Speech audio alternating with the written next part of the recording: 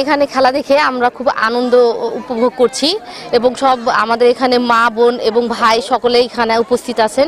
সবাই আমরা এখানে অনেক বেশি খেলা উপভোগ করছি এবং আমাদের অনেক ভালো লাগছে। খুবই ভালো লাগতেছে, তাদের আয়োজন, তাদের পরিবেশ, তাদের আচার আচরণ খুবই ভালো লাগতেছে। এত দর্শক এখানে হয় যে প্রতি বছরে যেন একটা ঈদের আমেজ আমাদের এখানে চলে আসে। কমিটির মধ্যে একজন পরিচালককে আমরা সিলেক্ট করে দিয়েছি, উনি অভিজ্ঞ মানুষ, উনি চূড়ান্ত প্রবেশ করেন।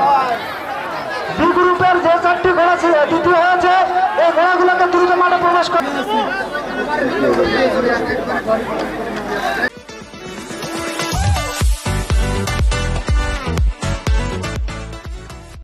এই খেলা দেখে সবাই আনন্দ উপভোগ করতেছে এবং দূর দূরান্ত থেকে মানুষ এই খেলা দেখতে আসে।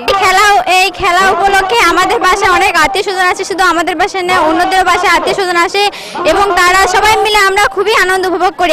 আমি এখানে প্রতি বছরই দেখতে আসি, খেলাটা এত সুন্দর আমি কল্পনাও করতে পারি না। আমার নাম লামি, আমি এসেছি হিলডাঙ্গা বাজার থেকে। এই ঘোড়া খেলা আমার অনেক ভালো লাগে।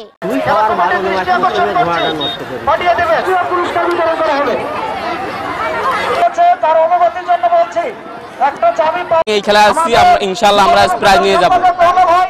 ঘোড়া নিয়ে আসছি, এই ঘোড় দৌড় খেলাতে আশাবাদী, সুন্দরী নিয়ে আশাবাদী। ঘোড়া আল্লাহর রহমত, আশা করি যে ফার্স্ট হবো। এই যে পিকে যুব সংঘের উদ্যোগে আমরা প্রত্যেকবারই ঘোড়া খেলা করে থাকি। ঘোড়া খেলা এটাও একটা ঐতিহ্যবাহী খেলা, এটা দেখা যায় না। আশেপাশে যে ঘোড়ার গাড়ি থাকে, আমাদের বাপদাদার আগে ঘোড়ার গাড়ি করে অনেক মাল বহন করতো, প্রায় প্রত্যেক বাড়িতেই ঘোড়া থাকতো। এখন এই ঘোড়া আর দেখা যায় না, খেলাও দেখা যায় না। এটা ডিজিটাল যুগ হওয়ার ক্ষেত্রে প্রত্যেক ছেলে মোবাইল আসক্ত এবং নেশা আসক্ত হয়ে গেছে, এই খেলা দেখা যায় না। তাই জন্য আমরা এই ঐতিহ্য ধরে থাকার জন্য প্রত্যেকবারে এই ঘোড়া খেলা করে থাকি।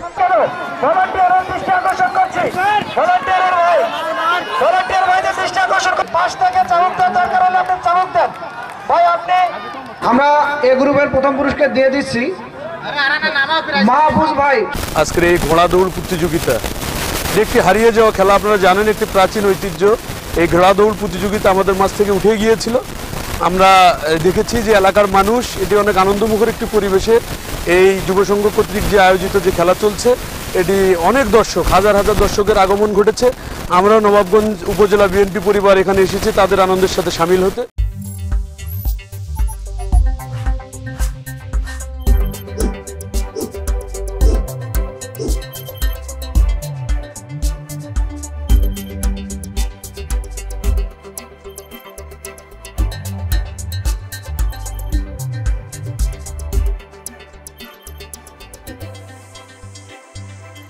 Thank you.